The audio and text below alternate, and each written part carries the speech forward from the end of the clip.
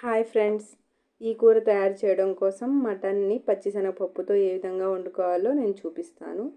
దీనికోసం ముందుగా మనం ఒక జార్ తీసుకుని అందులో కొద్దిగా అల్లం ముక్కలు, వెల్లుల్లి రెబ్బలు, కొన్ని కొబ్బరి ముక్కలు, ఇంకా 2 లవంగాలు, ఒక చిన్న దాల్చిన ముక్క, 2 టేబుల్ స్పూన్ ధనియాలు, ఇంకా 1 టీ స్పూన్ గసగసాలు వేసుకుని వీటన్నిటిని బాగా పేస్ట్ చేసుకోవాలి. ఈ విధంగా మిక్సీ పట్టుకుని ఫైన్ పేస్ట్ చేసుకోవాలి. ఈ విధంగా చేసుకున్న పేస్ట్ని ఒక బౌల్లోకి తీసుకుని రెడీగా ఉంచుకోవాలి. ఇప్పుడు పచ్చిశనగపప్పుని 1 కప్పు వాటర్ వేసుకుని 3 విజిల్స్ వచ్చేంత వరకు ఈ పప్పును ఉడికించుకోవాలి. దీనికోసం స్టవ్ మీద పెట్టుకొని 3 విజిల్స్ వచ్చిన తర్వాత ఈ పచ్చిశనగపప్పును కూడా వేరొక బౌల్లో తీసుకుని రెడీగా ఉంచుకోవాలి. ఇప్పుడు ఇక్కడ 400 గ్రామ్స్ మటన్ తీసుకున్నాను. ఇందులో 1 టీ స్పూన్ ఉప్పు, 1 టీ స్పూన్ కారం, ఇంకా కొద్దిగా పసుపు, ఇంకా ముందుగా ప్రిపేర్ చేసుకున్న పేస్ట్ వేసుకొని వీటన్నిటిని బాగా కలుపుకోవాలి. వీటిని కలుపుకొని ఒక 15 నిమిషాల వరకు సైడ్లో ఉంచుకోవాలి. ఈ విధంగా మీరు తయారు చేస్తే మన మటన్ కూర అనేది బాగా టేస్ట్గా ఉంటుంది. ఇప్పుడు ఒక పెద్ద ఆనియన్ తీసుకుని దాన్ని ముక్కలుగా కోసుకోవాలి.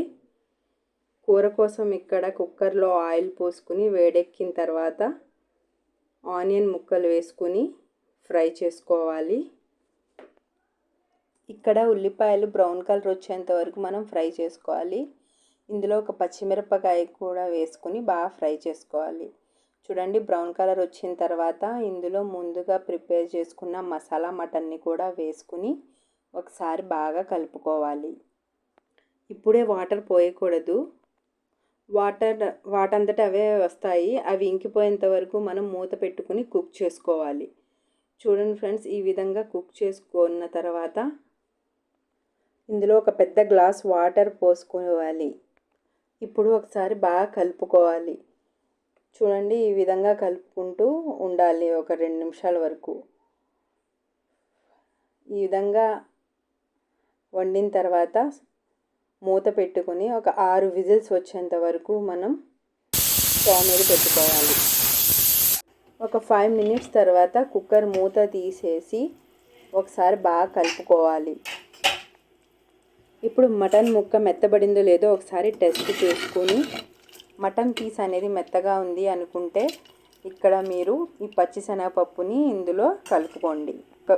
లేదు అని అనుకుంటే 1 విజిల్ కానీ 2 విజిల్స్ కానీ వచ్చిన తర్వాత ఈ పచ్చిశనగపప్పుని కలుపుకోండి. ఈ పప్పు వేసిన తర్వాత 10 నిమిషాల వరకు బాగా వండుకోవాలి.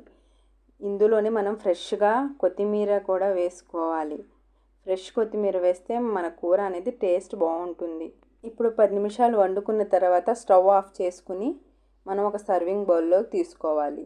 దీన్ని పులావ్తో తింటే కానీ చపాతీతో తింటే చాలా టేస్ట్గా ఉంటుంది. మీరు వండుకుని నాకు కామెంట్ చేయండి మీ కూర అనేది ఏ విధంగా వచ్చిందో. నా వీడియో నచ్చినట్లయితే లైక్, షేర్, సబ్స్క్రైబ్ తప్పకుండా చేయండి. Thanks for your watching. మీరు ఇచ్చే సపోర్ట్స్ మాకు మరిన్ని వీడియోలు తీయడానికి హెల్ప్ అవుతాయి. Thank you for watching.